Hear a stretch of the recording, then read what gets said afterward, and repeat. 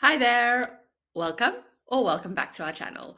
In this video, we're going to go over a super simple little trick that can make you sound much more like a native speaker. So this is obviously very helpful for your Cambridge Advanced exam, but also for any and all communication in real life.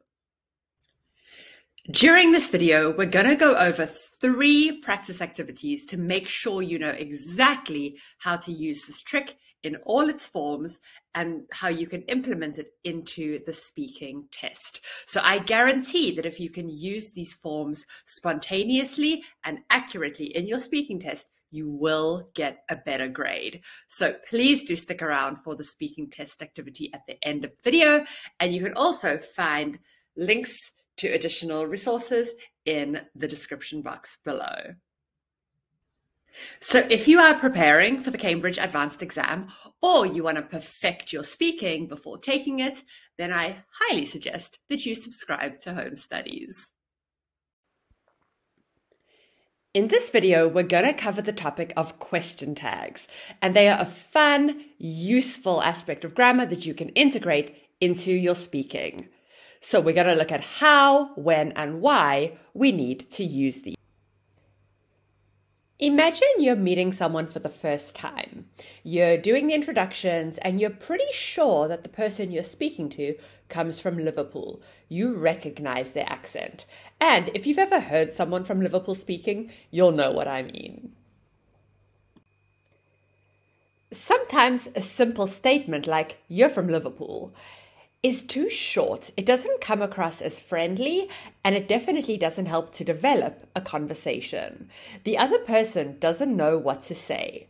So this is why we can add a tag to turn a statement into a question. For example, "You're from Liverpool, aren't you?" Now the other person knows that they need to reply, and the conversation can continue. So if your intonation rises, "Aren't you?"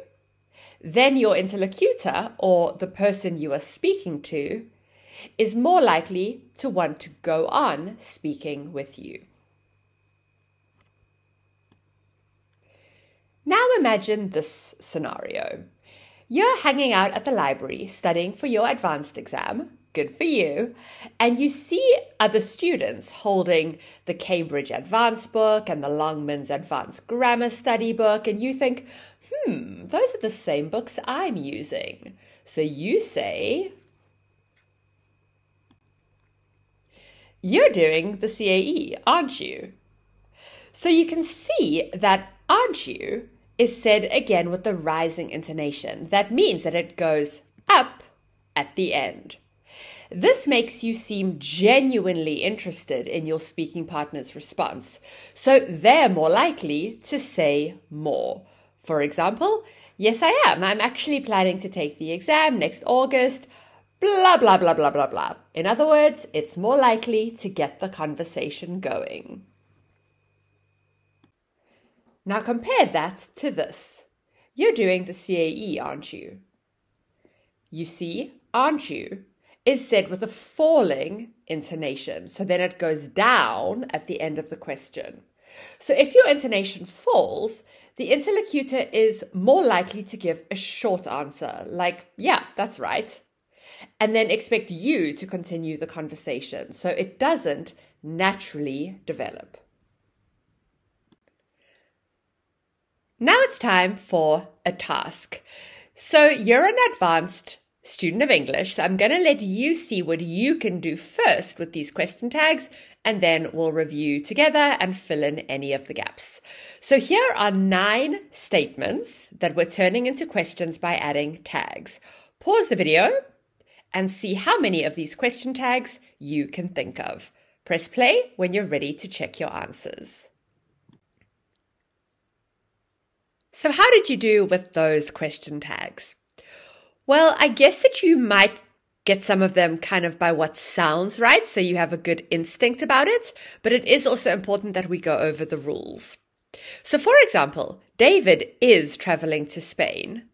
In question 1, is the helping verb, so the tag is "isn't he?" For example, in question 4, Katie has finished the project, hasn't she? So here the auxiliary verb is have, and the question tag would be the same. So basically, tags are formed using auxiliary verbs. So whether those are the verb to be, the verb to do, or the verb to have. And by the way, number 2 is an interesting one, because when the verb is I am, then the question tag is aren't I. This is a special case and just one that is worth remembering. So let's take a look at the form. You might have noticed this already, but it's worth going over it to make it crystal clear. Let's look at the example. The party was a lot of fun, wasn't it? Now, the main verb in the statement is a positive, was, which means we have a negative tag. And with this question, if there's a negative tag, we expect the answer to be yes.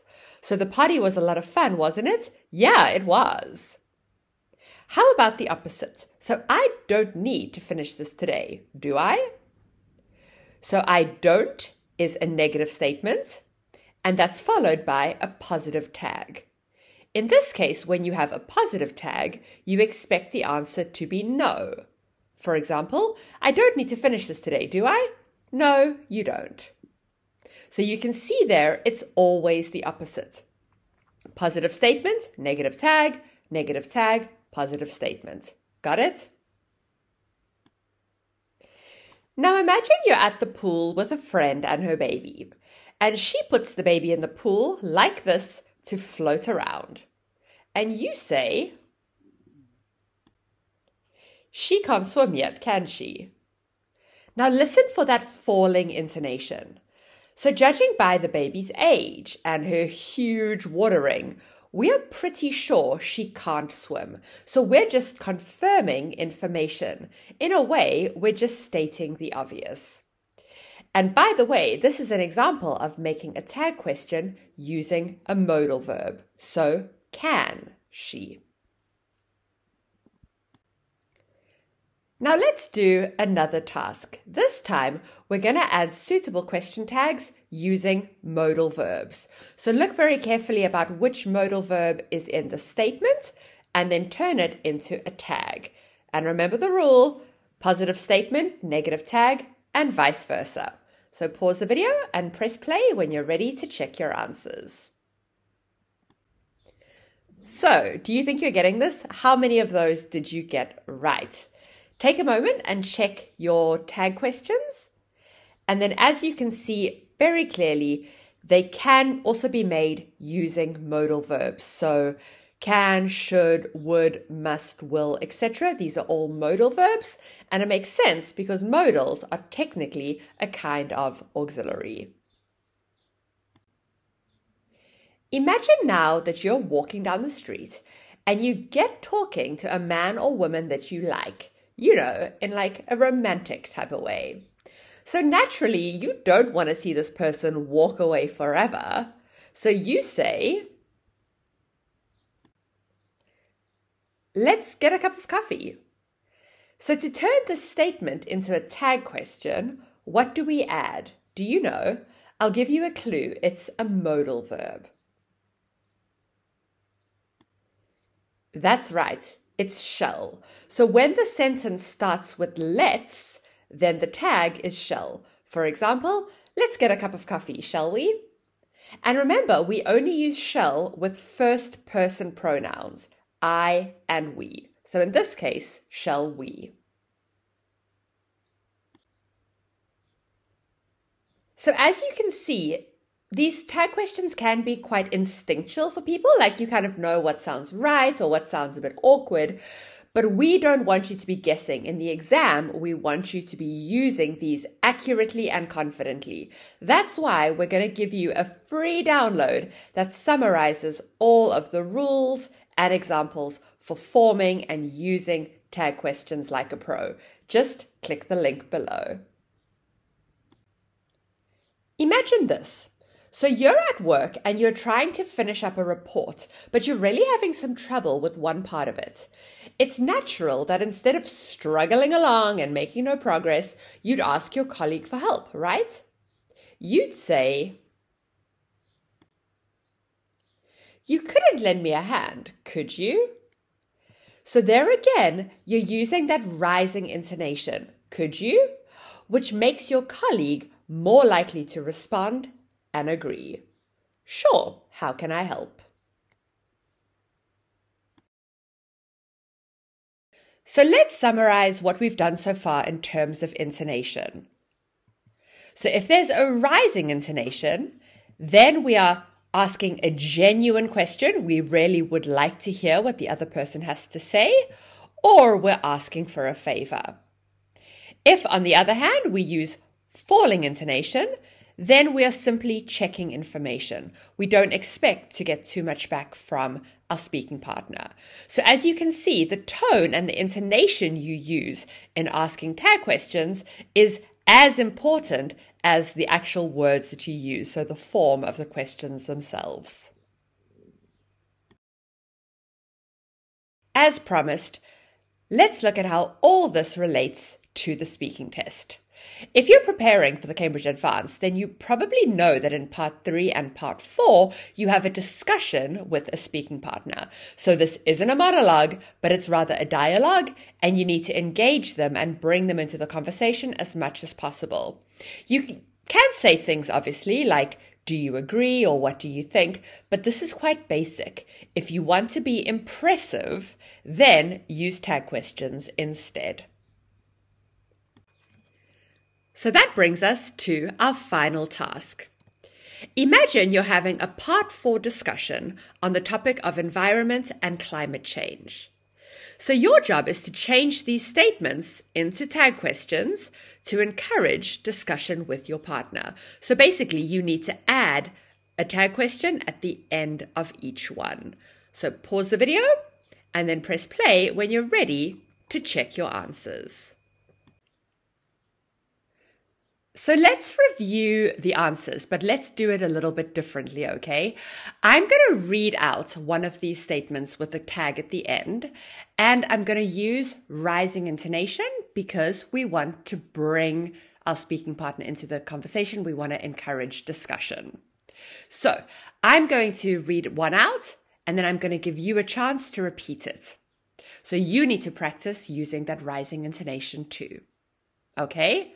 Let's see how we go. Number 1. Denmark is a very green country, isn't it?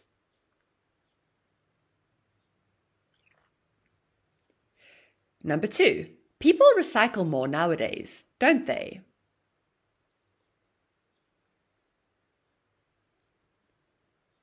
Number 3. Electric cars are getting more popular, aren't they?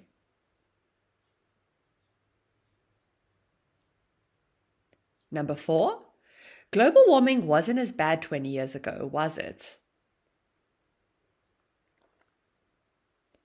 Number 5, we should all reduce our use of plastic, shouldn't we? Number 6, in general, governments haven't lived up to their promises, have they? Good job. How did that feel? Do you think that sounded quite good? Well, like I said, this is an excellent way to achieve the communicative aspect of the speaking test. So I do encourage you to practice it and try and use it on exam day. And now it's over to you. So here are Part 4 discussion questions on the topic of transport. So let's take this task in 2 steps. First, brainstorm as many opinions as you can about these questions. And second, try to change those statements into tag questions. And then put those into the comment section below. We'll be able to check your ideas and give you feedback on your use of tag questions. We'd love to hear from you. Well, that is gonna do it. I hope you're feeling pretty good now about integrating question tags into your speaking. If you do feel like you got something from this video, please go ahead and share the post on your socials. And don't forget to leave us your opinions, your ideas for the discussion in the speaking test in the comments section below. We would love to hear from you. So have a lovely rest of your day, and I hope I'll be seeing you in the next video.